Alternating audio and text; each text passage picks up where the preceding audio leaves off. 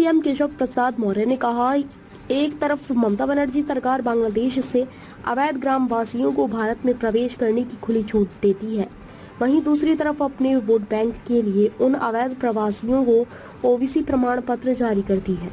यह सब तब उजागर हुआ जब भाजपा की पश्चिम बंगाल इकाई ने इस मामले को उजागर किया, जब उन्होंने अपना शपथ पत्र दाखिल किया और सुप्रीम कोर्ट में इसे स्वीकार किया तो ओबीसी में शामिल 77 जातियों में से 75 जातियां मुसलमानों की है।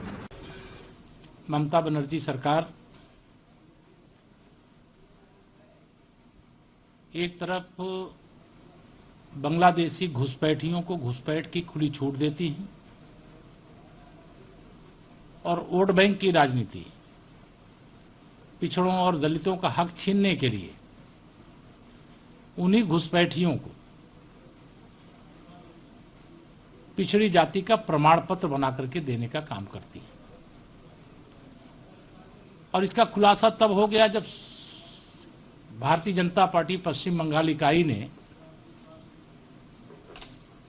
ममता बनर्जी सरकार के काले कारनामों को उजागर किया, जांच की मांग किया और माननीय उच्च न्यायालय कोलकाता ने जिन्हें ओबीसी में शामिल करके और ओबीसी के जो पद होते थे उन पदों पर उनको नियुक्तियां देने का पाप किया, काम किया।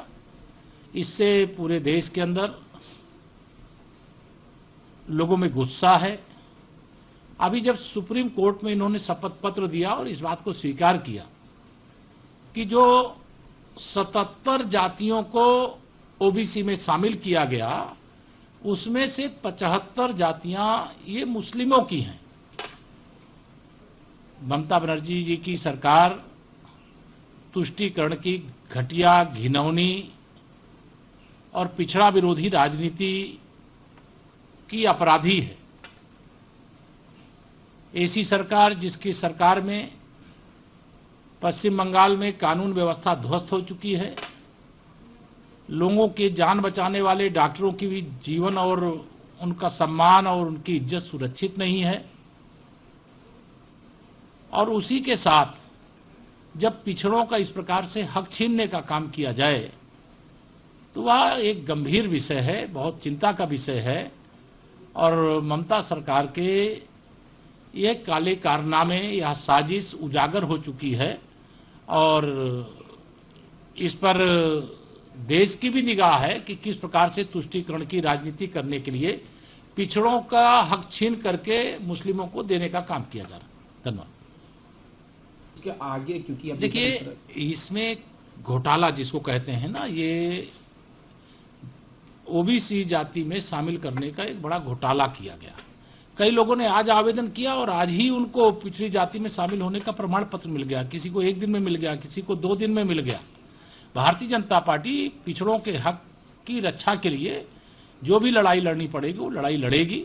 लेकिन ममता बनर्जी जी की सरकार ने जो पाप किया है उस पाप की सजा वहाँ की जनता भी देगी और भारतीय जनता पार्टी ओबीसी के मुद्दे को मजबूती से उठाने का काम करेगी और इस लड़ाई को लड़ने का काम करेगी।